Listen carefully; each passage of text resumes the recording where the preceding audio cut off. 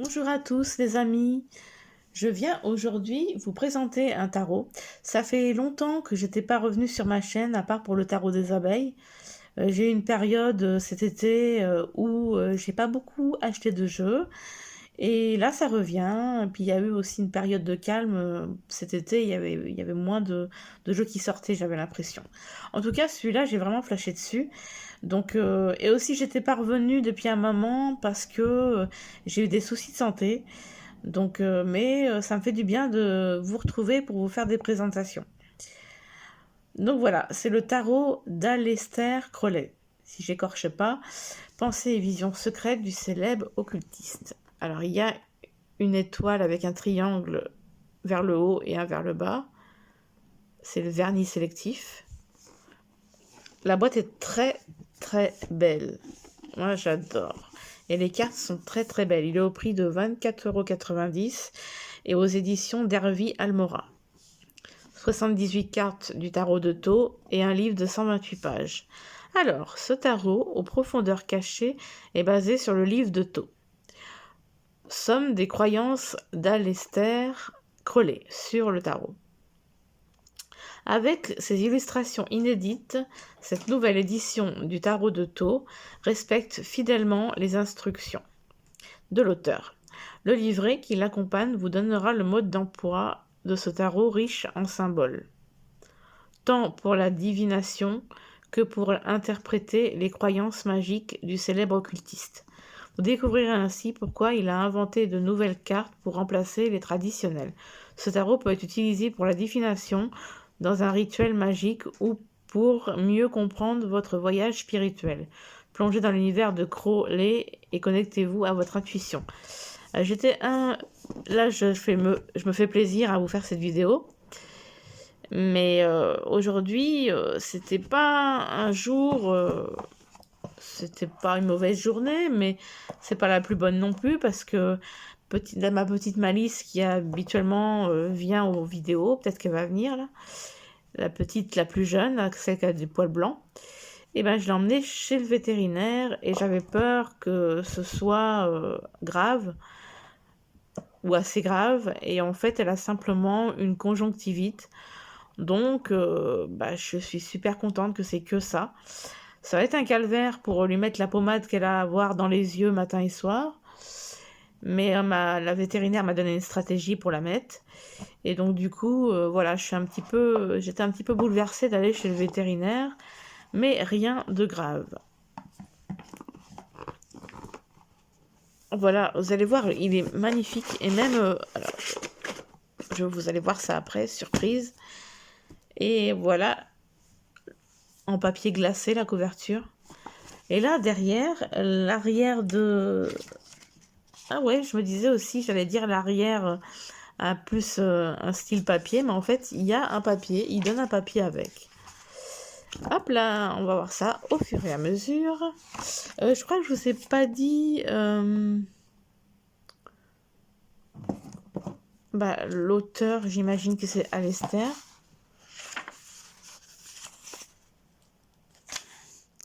Tania Hassan. Donc... Alors, qu'est-ce que ça nous dit là ici? Alors, c'est Tania Hassan pour le texte. Et moi, ce que je voudrais savoir, c'est les illustrations. Édition, d'accord. Machin, Arcturus. Est-ce qu'il nous marque? Ah oui, et Stutterstock pour toutes les autres illustrations. Il y a peut-être un petit mot pour l'auteur et puis pour les... Certainement, là on nous présente tout ça. Toutes les cartes. Une bénédiction. Il y a en partie des illustrations faites par Stutterstock. Alors, il y a une préface, une introduction. Je ne sais pas si vous voyez bien. Peut-être mieux comme ça.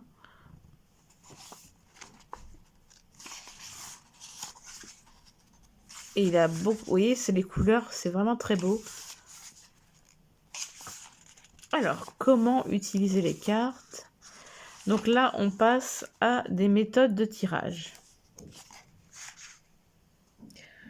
Ils nous disent que première méthode, deuxième méthode pour la préparation du tirage. Alors, des méthodes classiques. Le tirage en 3 cartes. Alors, on a un exemple avec l'amoureux, le soleil, l'hiérophante. L'une des configurations les plus simples est le tirage en 3 cartes. La première carte choisie est placée face visible, elle représente le passé. La deuxième carte est placée à droite de la première, elle représente le présent. La troisième est placée à droite des deux autres, elle représente l'avenir.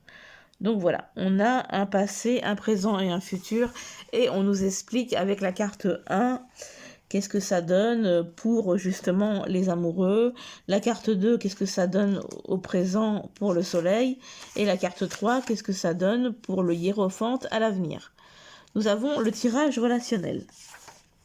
Alors le tirage relationnel, exemple, là c'est l'empereur qu'on a en 1.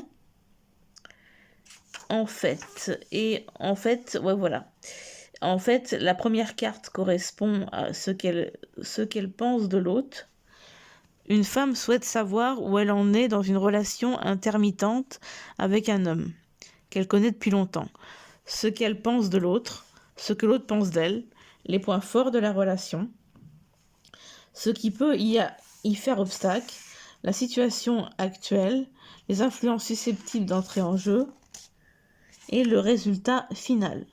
Un tirage en 7 cartes. Après, nous avons le tirage d'enfer à cheval. Et là, on nous montre une liste avec les 7 cartes. Et quelle carte, pour un exemple, quelle carte, par exemple, là, le 3 de disque, la 1, c'est des exemples. Donc, et je lis en même temps dans ma tête le petit résumé. Donc en fait, voilà la signification. Donc la 1, le présent, le passé, pardon. La 2, le présent. La 3, les influences cachées. J'aimerais bien que si vous voulez lire en même temps que moi, rapprochez la caméra. Alors, la 4, les obstacles à surmonter. La 5, les points de vue des autres. La 6, la meilleure voie à emprunter. Et 7, le résultat final. Ce tirage est utile si le consultant a une question particulière en tête. Il peut aussi servir à donner une lecture générale de la situation présente. J'aime beaucoup les tirages détaillés comme ça. Alors, on a le fameux exemple que je vous disais. Donc, le passé, on a le 3 de disque par exemple. Après, nous avons le tirage de la croix celtique en 10 cartes avec encore un exemple où il y a la 1, le consultant. Donc, la 2, les obstacles ou influences ayant une incidence sur la question. 3, question elle-même et ses fondements. 4, passé récent. 5, potentiel le plus élevé de la question. 6, l'avenir proche relativement à la question. 7, les craintes et les inquiétudes du consultant. 8, les points de vue des autres, comme il voit la situation du consultant. 9, les espoirs et les attentes du consultant. Et 10, le résultat global. Voilà. Alors, il nous parle de l'exemple avec la 1, le diable, la 2, le 2 de bâton, etc. Voilà. Et ensuite, on passe aux arcanes majeures. Donc, vous voyez, il y a une page de garde avec une illustration de carte. Enfin, c'est pas d'une carte, mais c'est voilà. C'est pas la représentation d'une carte, non, mais parce que ça commence là, mais c'est une belle illustration en tout cas en page de garde. Donc, alors nous avons le fou pour commencer avec des mots-clés, ensuite une explication.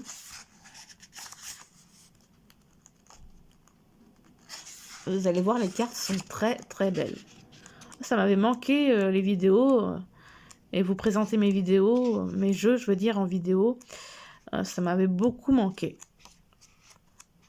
Donc là, jusqu'à la 21, qu'on appelle l'univers. Elles sont renommées. Les cartes de cours. Là, on a tout cavalier de bâton, chevalier de coupe.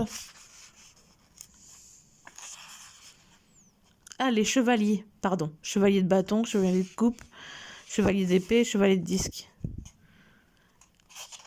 Tous les chevaliers. Après, on a toutes les reines des 4 suites. On a les 4 princes. Les 4 princes, les 4 princesses. Et puis, à chaque fois, on a une explication un peu montée. Il y a quand même pas mal de textes. Après, nous avons les cartes numérales. Et après, tous les as, tous les 2, et ainsi de suite.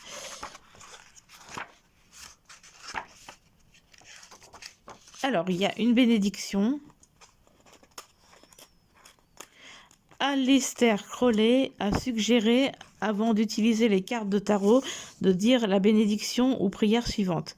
Celle-ci se rapporte au cycle triple de la vie, de la mort et de la résurrection, et à l'ange énochien HRU.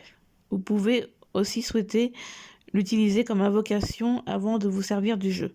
Je t'invite, IAO, envoie-nous HRU, le grand ange opérateur de cette sagesse secrète, qu'il pose sa main invisible sur ces cartes consacrées et nous mène à la vraie connaissance des choses cachées, à la gloire de ton nom ineffable. Amen.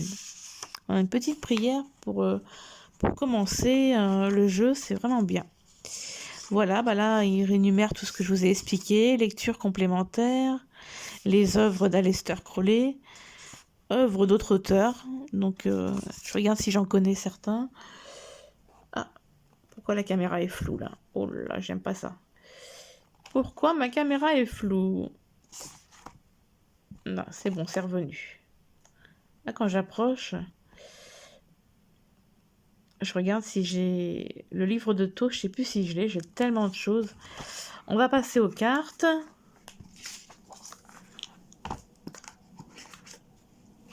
Alors, j'adore la matière. Voilà le dos. Et voilà les tranches. Et là, vous allez voir, magnifique. Je les trouve sublimes. Par contre, ce que j'aime moins, c'est que ma caméra a du mal à être...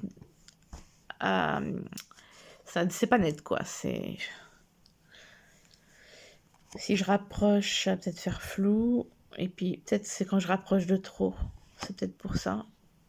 Et par moments aussi, c'est flou quand je monte de loin. Alors, ces traits, elles sont super belles. Donc, le fou, le mage. J'adore la matière. Ah, j'adore les tranches neutres et tout. J'aime beaucoup le style. Ça me rappelle un jeu, mais je sais plus lequel. La grande prêtresse. L'impératrice. Elle est belle. Les cartes sont vraiment magnifiques. L'empereur.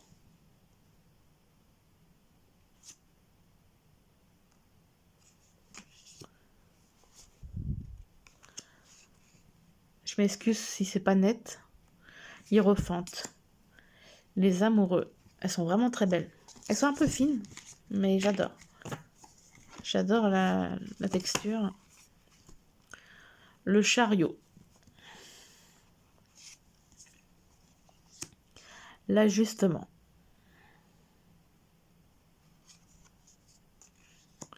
L'ermite. La fortune.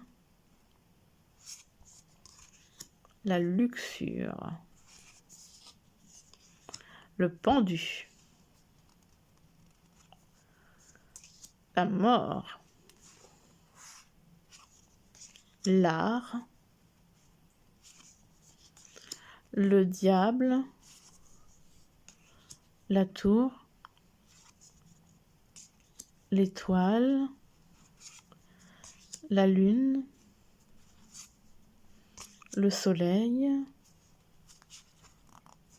Léon. L'univers. Je regardais, c'est bien 78 cartes. Ouais. Parce que des fois, il y a des jeux où ils peuvent rajouter des cartes, on sait jamais. Hop. Là, on a bien les arcanes majeures. Et là, on passe aux chevaliers.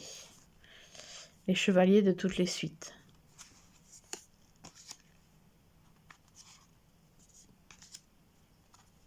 Je trouve magnifique. Magnifique. J'ai hâte de tirer. Alors, oui, alors 2 disques. Et là, c'est chevalier de coupe, chevalier d'épée, chevalier de bâton. Et en fait, les deniers ont été... La suite des deniers, habituellement, c'est bâton, épée... bâton, épée... Oh, j'ai un trou. Coupe, oui. Et denier. Et en fait, les deniers, la suite de deniers est remplacée par une suite de disques.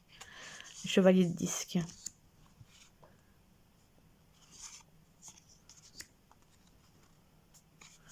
Dans les reines.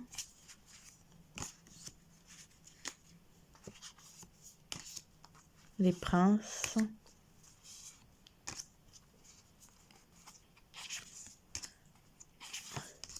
Les princesses. Je trouve magnifique. J'espère que vous me direz dans les commentaires ce que vous en pensez. Un as de bâton.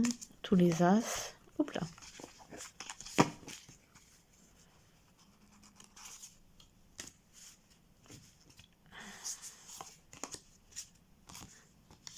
Les 2 de bâton. 2 de coupe. Tous les 2. 2 d'épée. 2 de disque. Nous avons les 3.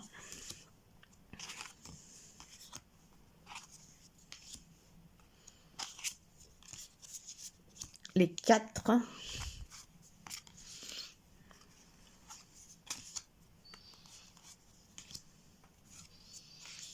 Les 5.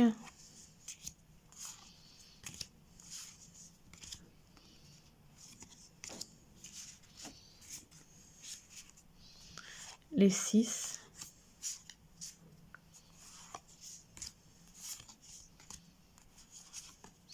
Les 7.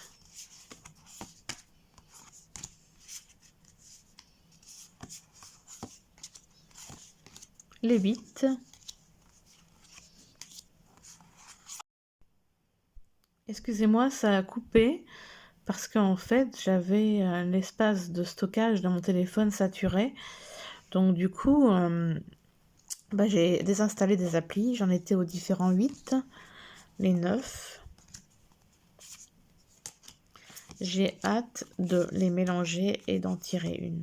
Vraiment, vraiment, vraiment. Voilà, voilà. Un magnifique dos. J'adore les tranche-notes. Bon, alors, on va les mélanger. Petit message. Ah, il y en a une qui a sauté. Voilà. Le 2 de coupe. Magnifique carte. On va aller dans le bouquin pour voir le 2 de coupe. Et vous avez vu, les couleurs sont magnifiques. Donc, c'est dans les cartes de cours. Après les as, nous avons les 2. Et donc là, le 2 de coupe. Hop. Alors, amour. Le 2 représente toujours le verbe et la volonté. C'est la manifestation première. Par conséquent, dans la suite de l'eau, il doit se référer à l'amour qui atteint l'unité par 2 forces conjointes. Sur le plan astrologique, la carte renvoie aussi à Vénus en Cancer, le plus réceptif des signes. Il habite la maison de la Lune et Jupiter y est exalté. En gros, nous avons donc ici les 3 planètes les plus amicales. L'imagerie de la carte montre au premier plan 2 coupes débordantes sur une mer calme.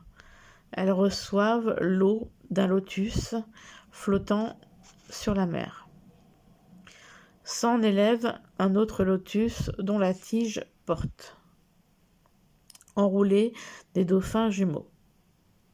Je regarde en même temps la photo. Le dauphin est étrangement sacré en alchimie et sa symbolique mériterait d'être étudiée ailleurs plus en détail. On pourrait vraiment renommer cette carte Seigneur de l'amour en la volonté, car elle est sa pleine signification.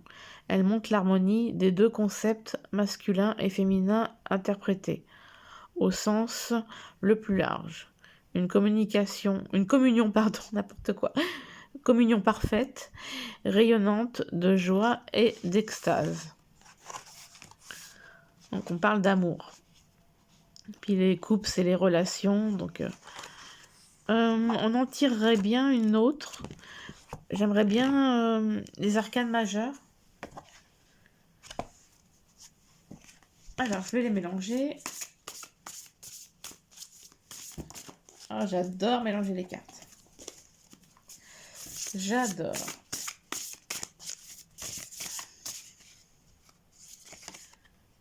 Ah! La carte le diable.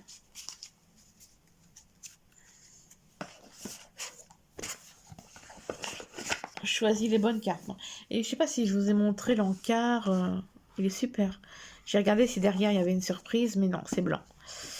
Alors, le diable, qu'est-ce que tu vas nous dire?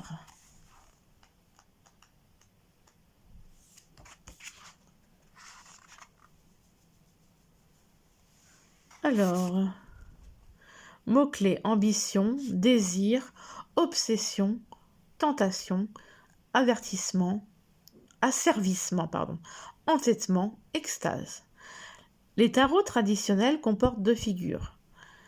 Mi-diabolique, on voit bien, elle-même, avec queue et tête cornue, enchaînée au diable.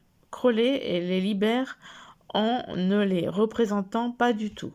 Le diable ici est Pangénétor. C'est tout petit, hein. Plutôt que Baphomet. Pan crée dans la joie, l'extase et le plaisir, avec le risque de basculer dans l'obsession pour celles et ceux qui pensent à tort qu'on ne peut jamais avoir assez de bonnes choses. Dans les tirages concernant la vie professionnelle, cette carte est intéressante car elle représente aussi l'ambition aveugle et le travail acharné nécessaire pour obtenir des résultats. Le problème est qu'elle peut aussi montrer que cette ambition trahit surtout de l'insatisfaction à laquelle il risque d'être impossible de remédier même en accumulant les réussites. Cette carte correspond à la lettre Ayin, l'œil. Le diable est aussi associé au signe astrologique du Capricorne. Crowley présente ainsi le signe rugueux, dur, sombre, voire aveugle. L'impulsion de créer ne prend en compte ni raison, ni coutume, ni prévoyance. La contradiction entre deux significations, œil d'un côté et aveugle de l'autre, peut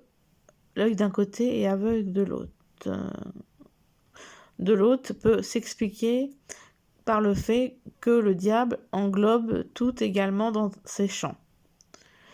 Il aime autant les lieux sauvages et stériles que les endroits apprivoisés et fertiles.